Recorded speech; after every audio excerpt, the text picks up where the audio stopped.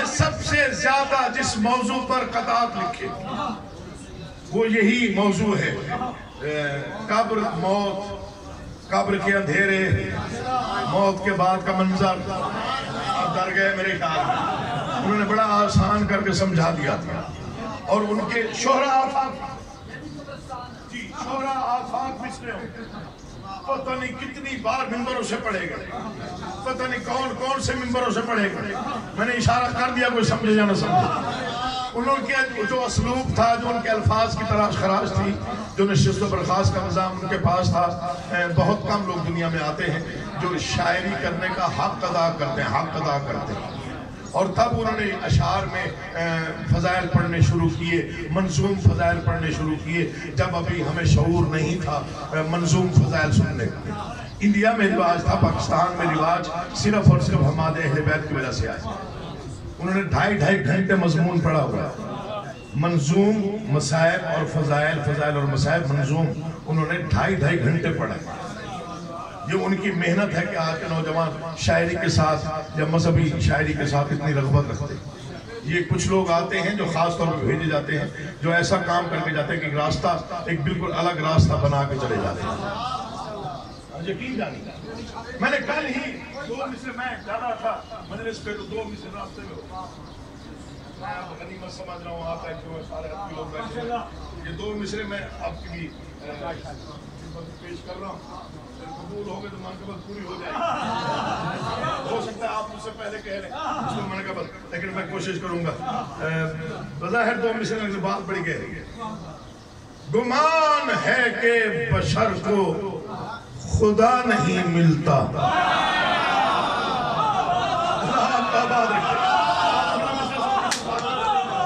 گمان ہے کہ بشر کو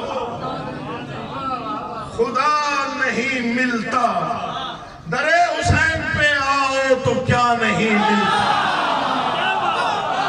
اللہ اٹھے ہوئے ہاتھوں کو محتاج نہ کرے اور بولتی زبانوں کا اپنی حفظ و امان میں رکھے. آپ جیئے، آپ آباد رہیں.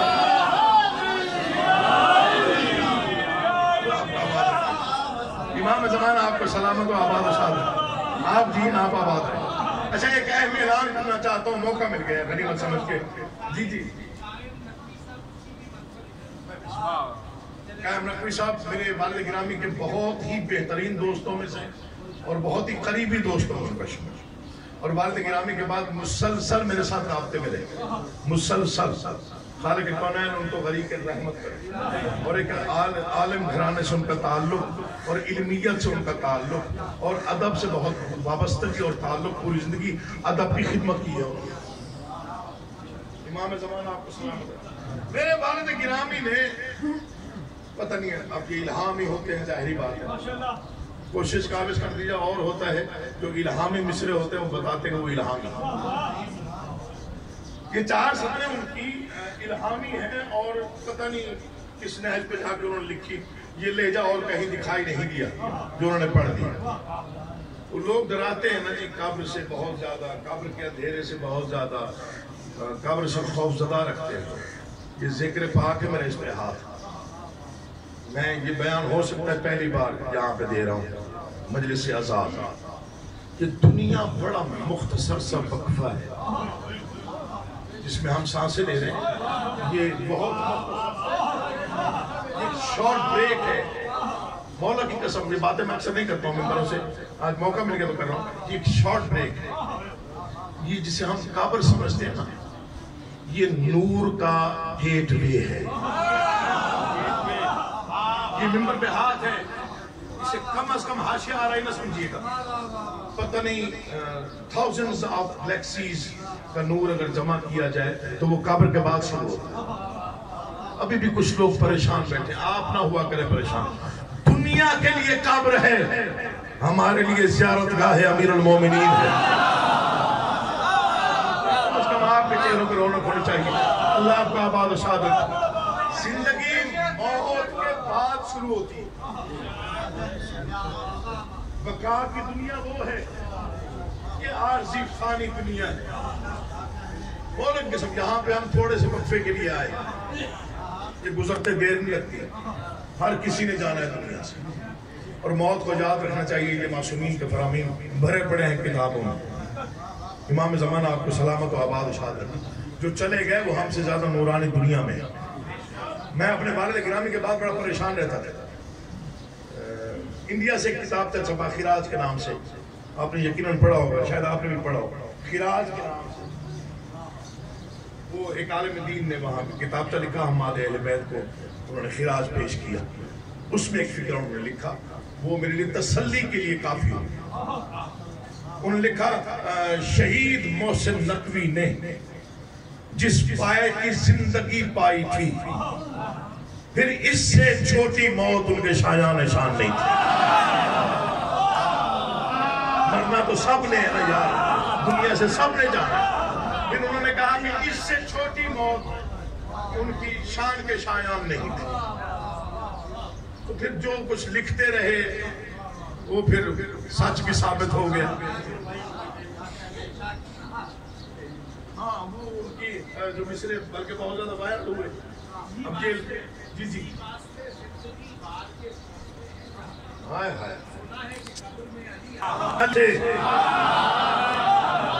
اب یہاں پہ خمس لگانا ہر شاعر کے بس کا روگ نہیں ہے.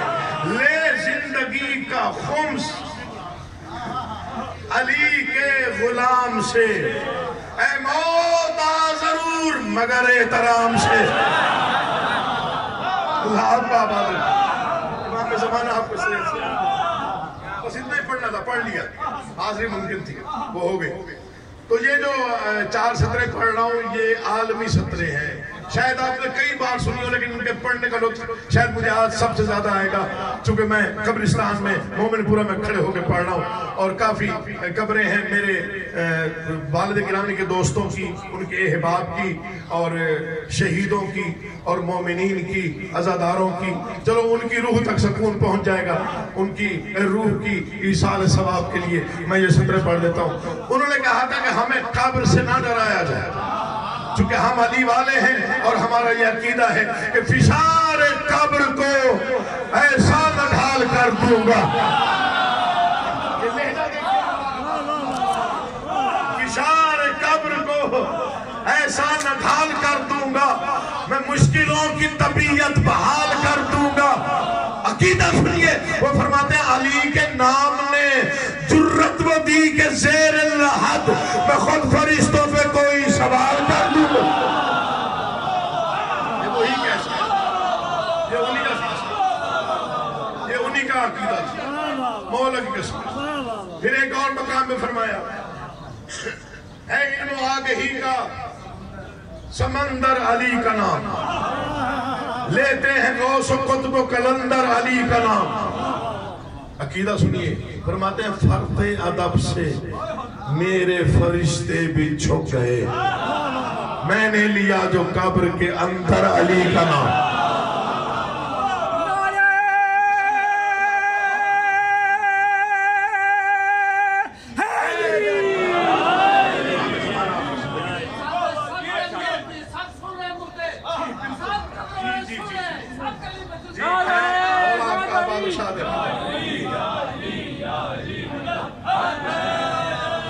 ابھی رضا نقوی صاحب نے تو مسجد آپ کیا مولا ان کو سلامت رکھے, شاید ہو سکتا میرے ذہن میں نہ آتا, لیکن یہ ربائی اتنی خوبصورت ہے کہ یہ پرواز کر کے پڑھی جائے تو شاید حق ادا نہ.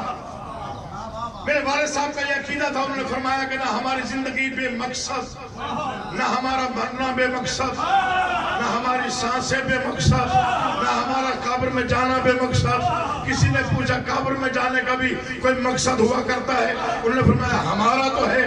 کہا جی کیسے؟ انہوں نے کہا جی یہ ہمارا عقیدہ ہے کہ ہم جانتے ہیں ہم حسابی نہ کتابی بخبر ہے اتنی, ہم حسابی نہ کتابی بخبر ہے اتنی, ہم حسابی نہ کتابی. اب تک کی داد میں بھول گیا ہوں کہ آپ نے مجھے دی, میں نے وصول کی.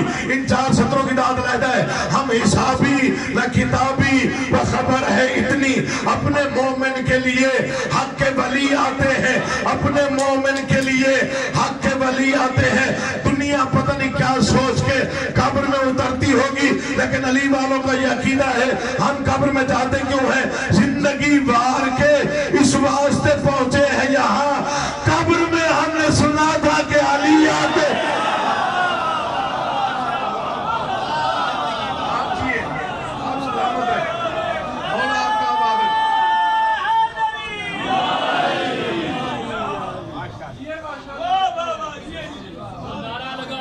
जब करबला की अच्छा बड़ी मेहरबानी मौलवी साहब यहाँ रिवाज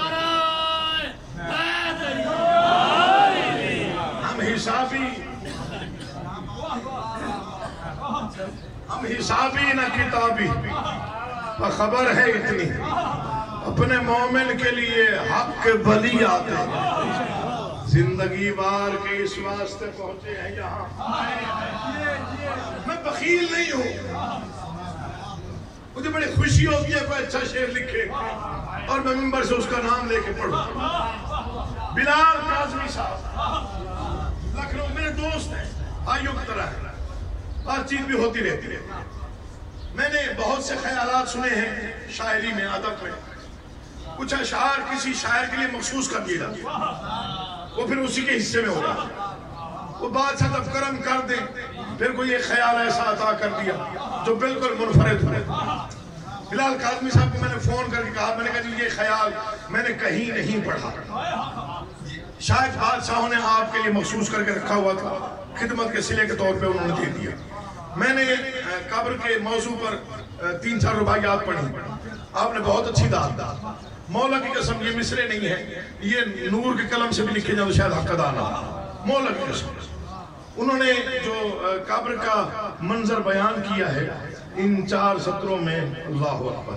राह मौला में गोहर रोल दिए जाते हैं, राह मौला में गोहर रोल दिए जाते हैं। आप यकीनन जितनी भी दात थोड़ी पड़ जाएगी, मिसरा बड़ा है।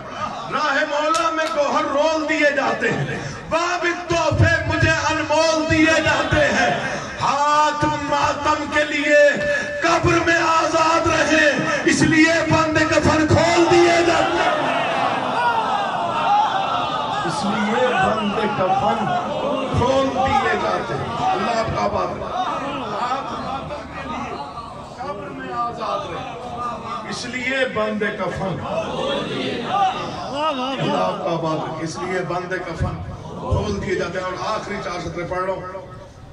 मैंने अहले सुन्नत के मिंबरों से सबसे ज्यादा ये कलाम सुना, अहले सुन्नत भाइयों के मिंबरों से सबसे ज्यादा जो 4 सत्रें मेरे वालिद गिरामी की पढ़ी गई वो यही है जो मैं दोहरा। और ये इतना कोई खूबसूरत अंदाज है बात करने का, यकीन जानिए पता नहीं तखय्युल का मकाम और मर्तबा क्या है और तखय्युल किस मकाम पे है मैं नहीं समझ सकता। ये अंतर का अकीदा जो है ये एतमाद देता है तो उसके बाद ये बात होती है। उन्होंने कलम ही तोड़ दिया, फरमाते हैं दिल में चाहत हो मोहम्मद की तो दोज़ख कैसी।